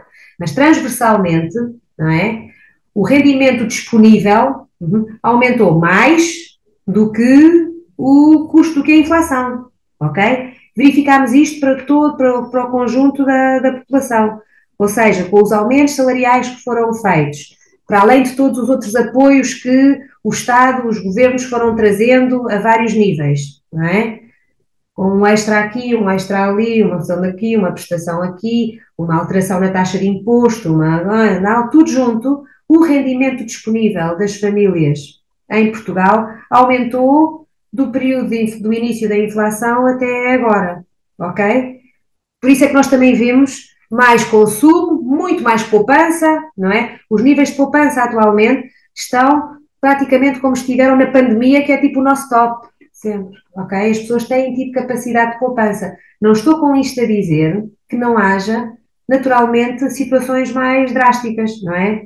E pessoas que não conseguiram acompanhar, até porque nem toda a gente tem o mesmo cabaz de rendimento e, normalmente, habitualmente, os níveis de rendimento mais baixos, sim, são os que suportam a maior inflação, porque têm aquele cabaz básico que muitas vezes tem uma subida de preços significativa, ok? E, portanto, para esse a inflação tem mais peso nos seus hábitos de consumo, porque é mesmo não têm como fugir àquele cabaz, do que para outras pessoas que têm mais margem dentro do seu rendimento para flexibilizam o seu, que tem mais escolha, não é? Quem tem mais rendimento tem mais escolha, protege-se melhor da inflação do que quem tem menos rendimento. Mas mesmo assim o que nós vimos foi o aumento do rendimento, também tivemos aumentos significativos no rendimento dos níveis mais baixos de rendimento, não é? Porque por muito que nós olhemos para o salário mínimo e achemos, é baixo, não é? Mas se compararmos com o que era há 5 anos atrás, é um aumento muito grande em relação ao que era, apesar de tudo. Portanto, é muito difícil, mas eu não tenho uma leitura tão negativa do impacto desta inflação no rendimento das famílias em Portugal, Gonçalo. É isso, os meus números não batem certo com o conjunto todo da pergunta, batem com uma parte e com a outra, mas não com a ligação entre as duas. Ok. E posso falar aqui uma pergunta de follow-up, já que estamos aqui no tema da redução das taxas de juros? Ok. Corrija-me se eu estiver errado, mas o Banco Central Europeu, no final do ano de 2024, reduziu as taxas de juros. E queria perguntar como é que a Clara avalia o impacto desta decisão na capacidade das famílias, e especialmente, pronto, jovens, já que somos todos jovens aqui, adquirirem habitação no mercado imobiliário. O Banco de Portugal prevê alguma medida adicional para mitigar estes desafios? E se não, pensa que isto é suficiente para combater os preços exorbitantes da habitação em Portugal? Os desafios da habitação. Então vamos lá. De facto, uma descida das taxas de juro, em princípio, contribui para aliviar o custo do crédito, não é? Portanto, isto é uma medida, e é uma coisa que o Banco de Portugal, ou o Banco Central Europeu, tem vindo a fazer, porque tem achado que a inflação está na tal trajetória de convergência para a meta dos 2%, que foi estabelecida, e, portanto, vamos gradualmente aligeirando a taxa de juros, porque achamos que vamos reduzindo aquela restritividade das taxas, e isso facilita o acesso ao crédito, não é? Torna o crédito menos custoso para as famílias, numa altura em que também os preços já não estão a crescer tanto. À partida, é isto que estamos a ver. Agora, o Banco de Portugal não é o Banco Central que vai resolver os problemas da habitação. Quer dizer, não pode ser o Banco Central a tomar medidas dessa natureza. Nós não temos medidas de política que não a de política monetária, política de regulação, etc., do setor financeiro. Não temos políticas viradas para o setor da construção, nem para essas áreas, não é? O que nós tentamos fazer é garantir que as instituições de crédito que concedem crédito são responsáveis na forma como concedem crédito, ok? Às vezes podem achar que, ao impormos regras ou fazermos as recomendações aos bancos para serem rigorosos, estamos a dificultar o acesso ao crédito, por exemplo, aos mais jovens, não é? Porque exigimos que haja ali uma série de pré-condições. Mas, por outro lado, o que nós sabemos é que, quando assim não é, a tendência é para, por um lado, os bancos concederem crédito sem critério, ok? Correndo o risco de depois entrarem em dificuldades financeiras.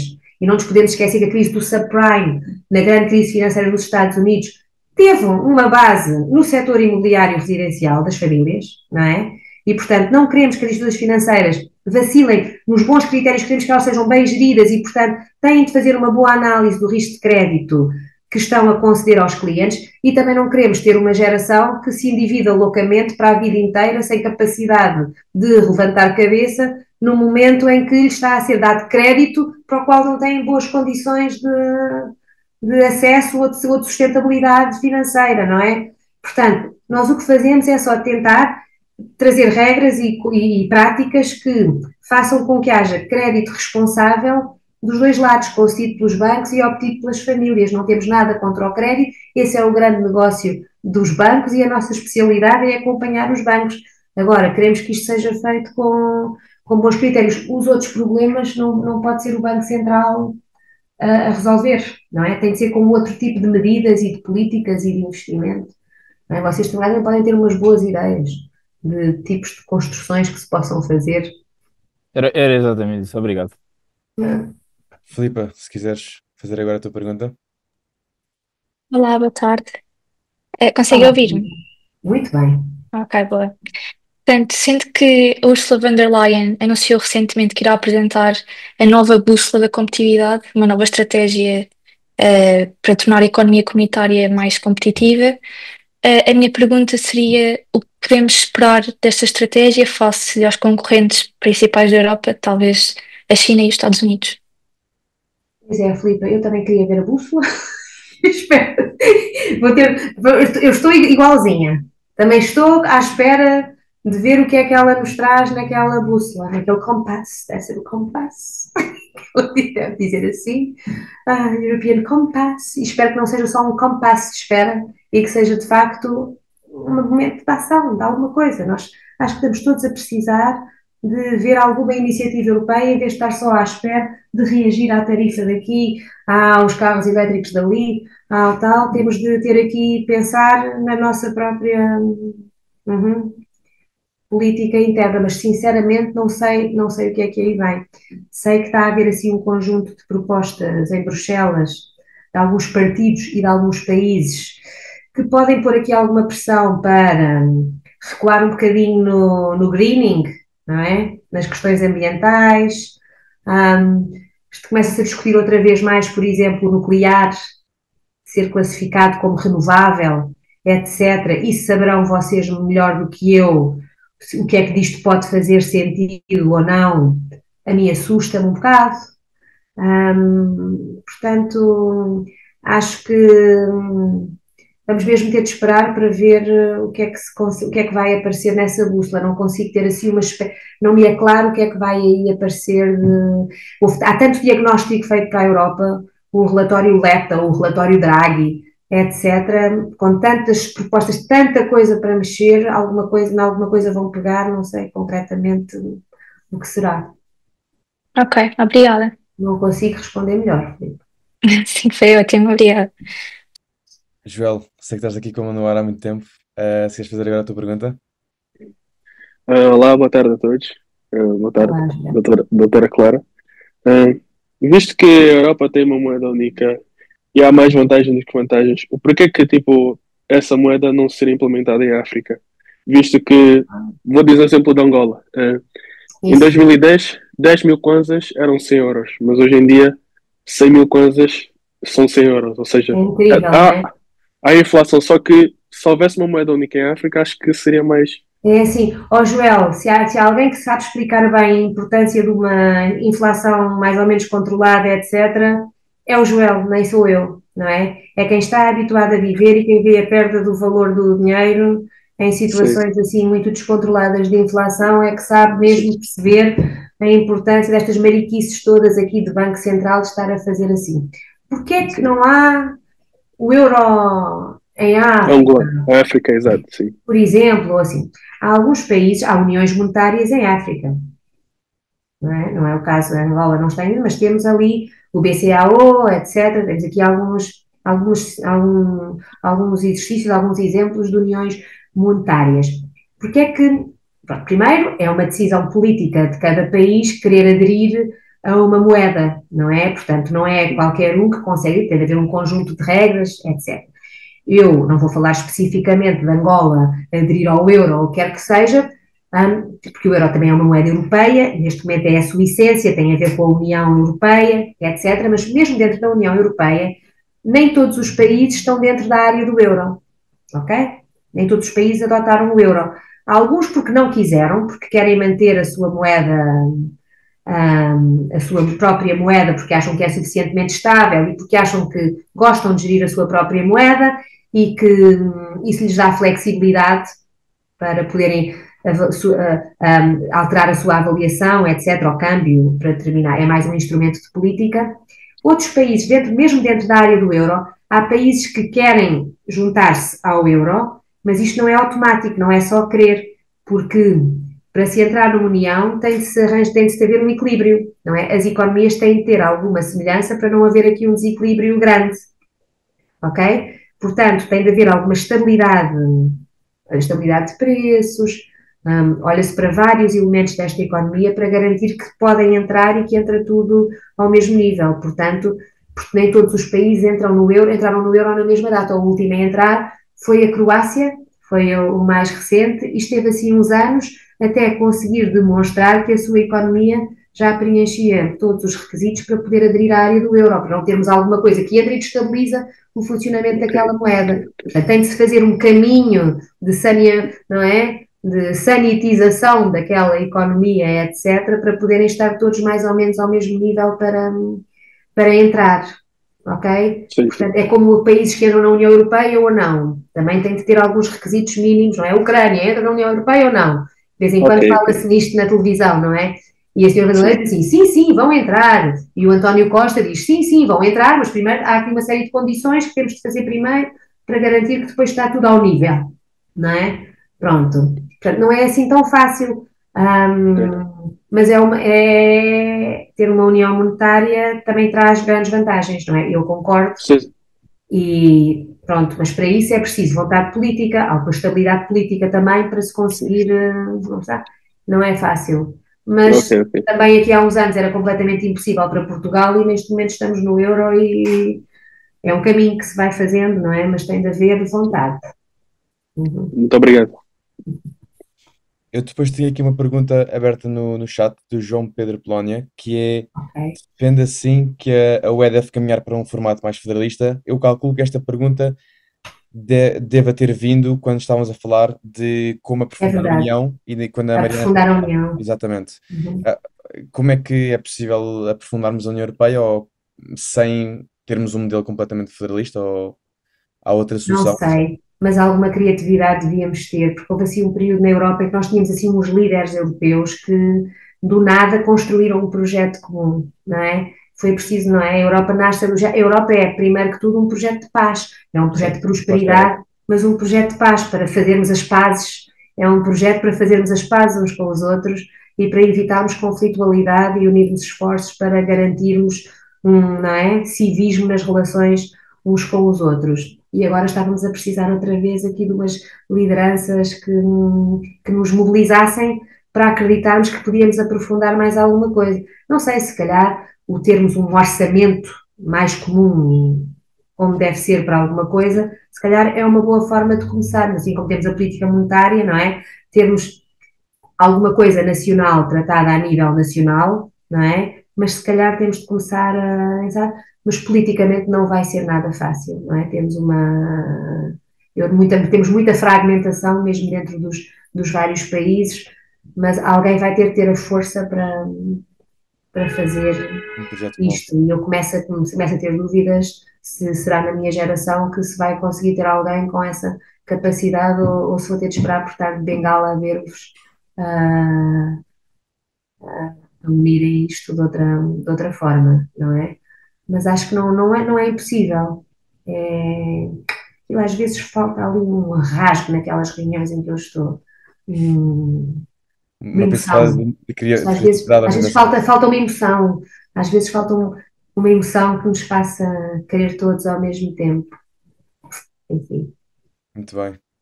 Jorge, se quiseres fazer a pergunta também. Obrigado, Afonso. Boa tarde, claro, e desde já agradecer aqui a disponibilidade e a presença no nosso primeira conversa com. A minha pergunta era relativamente aqui às políticas de investimento da União Europeia, nomeadamente em África. Arrisco-me a dizer que ultimamente temos assistido aqui a uma guerra comercial e, à conta da guerra comercial, também uma guerra de presença nos territórios africanos, seja por parte da China, Rússia e Estados Unidos da América, que tivemos até, inclusivamente, nos últimos tempos, a primeira visita de um presidente americano à África em muito tempo. De que modo é que a União Europeia, será que a União Europeia não está a ser um bocado demasiado conservadora? De que modo é que Portugal se pode aqui posicionar para inverter essa tendência, nomeadamente ao nível do Instituto Camões? Ora bem, perguntas muito variadas e bem interessantes. Uma vez mais, a União Europeia, por exemplo, na relação com os países africanos, etc., que é exatamente o continente onde nós devíamos estar preocupados em gerar mais crescimento para os próximos tempos, que é onde há imensas oportunidades, não é? Nós, se calhar, já temos mais ou menos tudo aquilo que precisamos em termos de desenvolvimento, não é? E ali há tanta coisa para se fazer, andamos para aqui a inventar, enfim, problemas às vezes. Mas mesmo a este nível, na União Europeia, muitas vezes o que acontece, há estratégias nacionais de países, ok? De cooperação ou de investimento em certos países, e mais uma vez nós sentimos que estamos a concorrer uns com os outros para ver quem é o primeiro a chegar ali, ou mais popular em Marrocos, ou mais popular na Tunísia, ou mais popular não sei o quê, ou mais... Ou seja, mais uma vez, é um bocado míope a forma como estamos a olhar para esta questão. Juntar esforços, não é? Juntar esforços e arranjar aqui uma forma de olharmos para a Europa como um conjunto e decidirmos assim, vocês aqui vão ser super fortes nesta área, e nós nesta, e nós nesta, e nós nesta, e nós nesta. E depois cada um coordena um bocadinho, mas cada um coordena uma coisa que faz em escala para todos, não é? Não devia ser assim tão impossível fazermos isto, não é? Discutirmos assim qualquer coisa, nós aqui fazemos esta parte, coordenamos isto e vocês aquilo, em vez de estarmos, vamos todos a tudo, isto é um esforço brutal, então para países não tão grandes como Portugal, não é? Termos pessoas a acompanharem todas as pastas, todos os dossiês de todos os assuntos, é um esforço brutal por comparação com outros países que têm muito mais gente numa estrutura para acompanhar os temas, depois andamos aqui aflitos para acompanhar, mas sim, com tanta mariquice, às vezes atrasamos. É isso mesmo, Jorge. É uma grande verdade. Uhum. Ou seja, tudo tem de se mexer em tudo. Tem de se mexer em tudo. Não é? Esse é mais um exemplo. Por outro lado, se vocês virem, há uns relatórios do desenvolvimento. As Nações Unidas têm uns relatórios de desenvolvimento. Os SDGs, não? Não é só os dos SDGs, não é os Sustainable Development Goals. há uns relatórios, eu depois envio por mail, não me lembro o nome exato, envio para o mail onde eu recebi o convite, etc. Os relatórios de níveis de desenvolvimento por país, etc. E, e nós o que estamos observando é que, apesar de todos, também tem a ver com os SDGs, mas não exclusivamente, aquilo mostra-nos que, quer dizer, o progresso é brutal, não é? Nunca se viveu tão bem como atualmente. E nunca os níveis de segurança, por exemplo, foram tão elevados como são atualmente. E nunca a percepção de risco de insegurança, etc., etc., foi tão grande como é atualmente desde que se mede. Por exemplo, portanto, há assim aqui uma série de indicadores da forma como nós estamos atentos aos temas, não é? Que se alterou profundamente e às vezes perdemos um bocado a noção do nosso lugar na história. Não sei, é que nem é sermos propriamente insatisfeitos, é estarmos mesmo preocupados com os problemas que temos, mas em termos históricos vivemos melhor do que se vivia e não temos a noção, às vezes, disso, não é? Achamos que estamos sistematicamente pior e com mais problemas, não é? Se calhar os mais urgentes, claro que, não é? As catástrofes é que é o problema, a guerra é que é o problema, a doença é que é o problema. Às vezes há outras coisas que nós. E que mesmo nesses pontos temos muito menos guerras agora do que há 100, Não 200 está bom, anos, mas também já tivemos, pronto. claro, É tudo claro. isto. Há aqui um. É difícil desembrulhar este pacote completo em que estamos a viver, porque nós somos cada um pequenino, o mundo é grande, isto é tudo interrelacionado e tal, há muito caminho a fazer, mas também há muita gente boa por aí a querer fazer as coisas bem, ok? Sim. Isso é importante saber-se, não é? Não está aí tudo só. Jorge, Há muito para fazer. tens mais alguma questão? Tinha aqui outra Mas nós, eu questão. tenho que ir embora, eu tenho que ir embora, eu tenho que ir embora. Se calhar podemos deixar então para uma próxima oportunidade e falar aqui um É isso, ó bocadinho Jorge, sobre o sim. Brexit, mas podemos então adiar. Está. Para Marquem uma a visita ao Banco de Portugal, organizem, e depois nessa altura falam com outros interlocutores também, que há aqui muita gente Fica por se engraçada. marcar então. Fica por se Vamos marcar. assumir isso como um convite, sim. Então, é isso mesmo, é isso mesmo, é Clara, trabalho. muito obrigado por ter vindo. Olha, Muito obrigado por ter obrigada, aceito não o dá aí convite. mais tempo porque Foi um eu prazer, tenho que claro, claro, trabalhar. claro, claro. E muito obrigado por ter encontrado este tempinho na sua agenda, porque Obrigada também, sempre é obrigada complicado. eu. Gostei muito de vos conhecer. E Obrigado achei, nós e não foi uma é? Para conversa além de muito interessante. simpáticos, bem organizados, tá? E preocupados com coisas interessantes. Saio daqui animada. O Claro, João Pedro apareceu, estava no chat a pergunta, mas agora vi é logo. verdade, é verdade. Olhem, beijinhos, tenho de ir trabalhar um bocadinho mais, está bem? Muito obrigado, Clara. Resto da Prazer, semana. obrigada. Obrigado. Malta, vocês também muito obrigado a quem nos esteve aqui a assistir e quando quiserem podem sair, estão à vontade. Ahm, Se eventualmente depois a Clara enviar o documento, nós depois enviamos também a quem se registrou no Eventbrite. Não se preocupem.